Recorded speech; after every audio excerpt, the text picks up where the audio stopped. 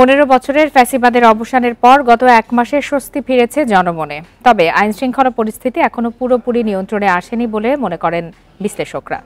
প্রতিশ্রুতি অনুযায়ী রাষ্ট্রের সংস্কার দৃশ্যমান করার তাগিদ তাদের। এছাড়া শান্তিপূর্ণ উপায়ে ক্ষমতা হস্তান্তরে নির্বাচনী রোডম্যাপও জরুরি বলে মনে করেন বিশেষজ্ঞরা।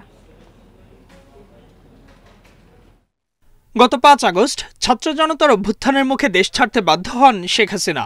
এর 3 দিন পর নোবেলজয়ী ডক্টর ইউনূসের নেতৃত্বে গঠিত হয় অন্তর্বর্তী সরকার। এই এক মাসে নানা চ্যালেঞ্জ মোকাবেলা করতে হয়েছে সরকারকে। রাজনীতি বিশ্লেষকেরা মন্তব্য করেছেন, শেখ হাসিনার স্বৈরাচারী শাসনে সমস্যার চাপ তৈরি হয়েছে। আস্থা অর্জনের চেষ্টা করছে সরকার। সরকার আমাদেরকে একটা মানসিক একটা স্টেবিলিটি দিয়েছে, আমাদেরকে একটা স্বস্তি দিয়েছে। পুলিশকে এখন পর্যন্ত রিঅর্গানাইজ করতে পারে নাই।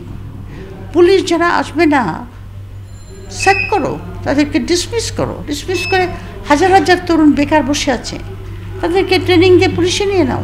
প্রশাসনের ক্ষেত্রে যে স্থবিরতা ছিল, শিক্ষা ক্ষেত্রে যে স্থবিরতাগুলো ছিল, সেগুলোকে সংকটে মোকাবিলা করার চেষ্টা করা হচ্ছে। আন্তর্জাতিক পর্যায়ে সরকারের গ্রহণযোগ্যতা আছে এবং এই সরকার স্বাধীনভাবে একটি পররাষ্ট্রনীতি অনুসরণ করছে। রাষ্ট্রের ভেঙে পড়া কাঠামো পুনর্গঠন করার প্রতিশ্রুতি দিয়েছেন প্রধান উপদেষ্টা ডক্টর ইউনূস। সেটা দৃশ্যমান করতে তৎপরতা বাড়ানোর তাগিদ দিয়েছেন বিশ্লেষকেরা। পলিটিক্যাল পার্টি, আপনার গণতন্ত্র চাইলে আপনার পলিটিক্যাল পার্টি জনগণের প্রতিনিধিত্ব সরকার তারা গঠন করবে। তো এটা করতে হলে আপনার সেজন্য তাদেরকে আনলিমিটেড সময় তো দেওয়া যাবে না, এবং সেই জন্য আমি মনে করি যে সরকারের একটা রোডম্যাপ দেওয়া উচিত।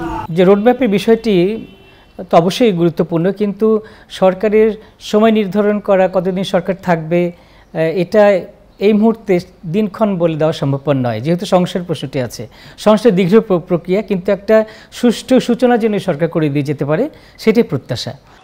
একই সাথে দেশি বিদেশি ষড়যন্ত্র নিয়ে সরকারকে সতর্ক করেছেন এই রাষ্ট্রবিজ্ঞানীরা। এই সরকারে অনেক লোককে নেওয়া হয়েছে যারা আপনার 111-এর সঙ্গে জড়িত ছিল, যারা শেখ হাসিনাকে ক্ষমতায় আনতে সাহায্য করেছে এবং শেখ হাসিনা সরকারকে নানাভাবে সাহায্য করে ক্ষমতায় রেখেছে। অভ্যন্তরীণ এবং বহিস্থ শত্রু এখনো সক্রিয় আছে, সেটাও সরকারকে মোকাবেলা করতে হচ্ছে। Ijazur Rahman, independent news, Dhaka.